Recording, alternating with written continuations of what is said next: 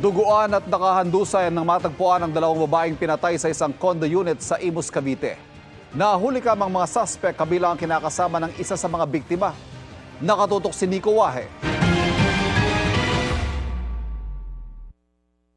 Nambuksan ang condo unit na ito sa Imus, Cavite noong August 8. Tumambad ang dugo ang bangkay ng dalawang babae. Nagkalat din ang dugo sa ilang parte ng unit. Ayon sa pulisya, pinagsasaksak ang mga biktimang sina Aldena Popelo, 44 years old, at Kirby Salvador, 19 years old.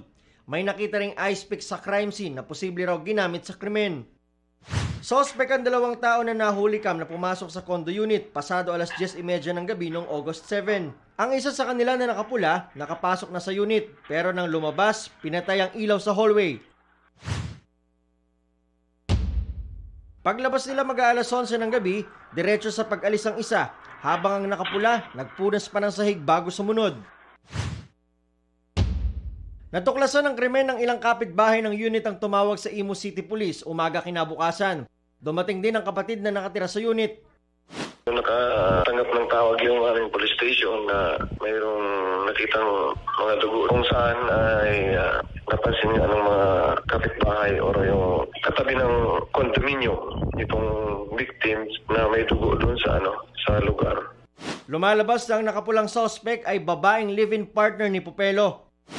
Sila lang naman yung pumasok doon sa building, sa room nila. Tapos nung pumasok na yung kalipin ay may kasama ng isang lalaki. Pero right after nun, sir, wala nang ibang pumasok doon sa room? Wala naman, sir. Wala na. Wala nang ibang pumasok.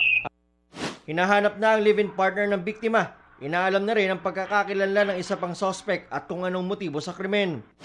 Para sa GMA Integrated News, Nico Wahe, nakatutok, 24 oras. Mahigit 250 barangay na sa bansa ang may kaso ng African Swine Fever. Pangamba na ilang retailer baka tumaas ang presyo sakaling kapusin ang supply ng baboy. At yan ang tinutukan ni Bernadette Reyes. Bihira ng baboy sa menu ng karinderyang ito sa Quezon City. Mas marami raw umu-order ng baka o manok ngayong dumarami na naman ang kaso ng African Swine Fever. Kailangan may tatak kasi sa ngayon nga dahil di ba may sakit. Para sure na hindi ka mangangamba. Bihira na rin kumain ng baboy ang pamilya ni Juliet, bagamat may suki daw siyang binibilhan. Natatakot syempre. Dito lang ako bumibili ng karne ko. Ayon sa Department of Agriculture, 251 na barangay sa buong bansa ang may aktibong kaso ng ASF mula sa 150 lang noong Hulyo. 10% ng populasyon ng baboy sa bansa ang mula sa Batangas. Pero sa ngayon, 7 bayan na at 1 lungsod sa Batangas ang tinamaan na ng ASF. Kaya naman ibang mga retailer ng baboy kumukuha na mula sa mga mas malalayong lugar. Si Federito halimbawa sa Quezon na kumukuha ng mga itinitindang baboy. Kapon kulang sa baboy. Ang karga ko lang kapon nasa 40 lang, piraso.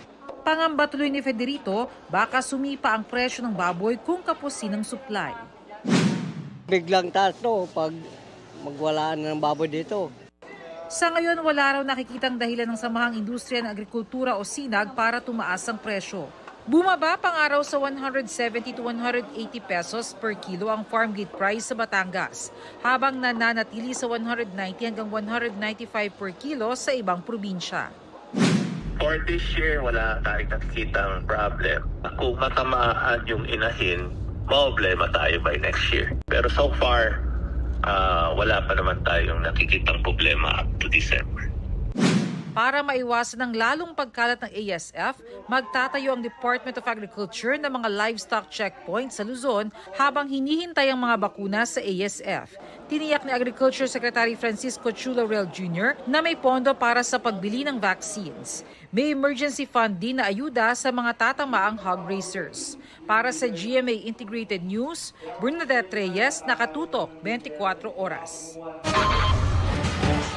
Nagsimula lang sa isang tipak ng bato hanggang sunod-sunod na nahulog at tuluyang gumuho ang lupa sa gilid ng kasadang yan sa Rodriguez Rizal. Apektadong tahanan ng nasa 11 pamilya. Wala lamang naitalang nasaktan o nasawi sa insidente. Ayon sa barangay, landslide prone ang lugar. Pansamantalang isinara ang kalahati ng kalsada pero balik normal na ito sa ngayon. Mga kapuso, southwest monsoon o hanging habagat pa rin ang patuloy na nakakaapekto sa malaking bahagi ng bansa. Nagdadala po yan ng maulap na panahon na may kalat-kalat na pag-ulan sa Ilocos Region, Zambales, Bataan, Occidental Mindoro at Palawan. Gayon din po sa Metro Manila, Western Visayas at Mindanao. Base sa rainfall forecast ng Metro Weather, posible ang light to moderate rains sa ilang bahagi ng Luzon bukas ng hapon. Posible rin ang pag-ulan sa Metro Manila. Light to heavy rains naman ang magpapaulan sa Visayas at Mindanao. Kaya maging alerto sa banta ng baha at pagguho ng lupa.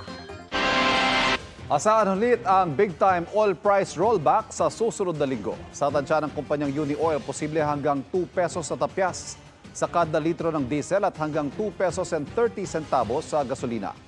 Nauna nang sinabi ng Oil Industry Management Bureau ng Energy Department na kabilang sa mga dahilan sa paggalaw sa presyo ang epekto ng pagbaba ng konsumo ng langis sa China at ang paglakas ng piso sa palitan kontra dolyar.